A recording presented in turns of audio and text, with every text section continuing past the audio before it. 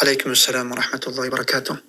سؤال دیگری که شده است اینکه زنی که به سبب بیماری در ماه مبارک رمضان نتوانست اینکه روزه را بگیرد، بعد از رمضان چگونه قضایش را به جا بیاورد؟ بارک الله فیکم.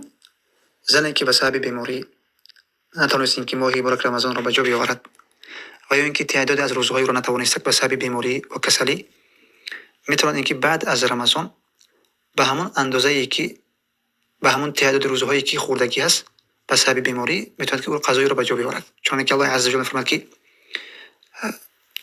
فمن كان منكم مريضا او على سفر فعدة من ايام اخرى. کسی که در سفر بودک به سبب سفر روزش را خوردگی یا اینکه بیمار بودک، پس تعداد از روزهای دیگر را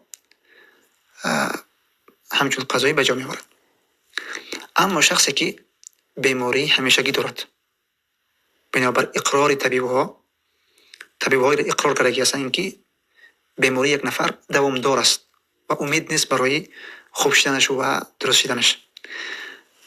پس شخصی که این گونه هست و بیماریش به این حد رسیدگی است، این نفر در عوض هر روزی که خوردگی هست یک مسکین را به اندازه نصف ساعت طعام میدهد، یا اینکه 30 مسکین را جمع میکنه یک بار به اندازه نصف ساعت طعام متوسط، طعام میانه، تقریبا اینکه از خرما است یا اینکه از برنج است، طعامی که مشهور است در منطقهش به اندازه نصف ساعت که 1 کیلو و 400 گرم میشود، براش چیکار میکند؟ در عوض هر یک مسکین، در عوض هر یک روز یک مسکین را طعام میدهد، یا اینکه 30 مسکین را جمع میکند و اون را طعام میدهد، طعام متوسط.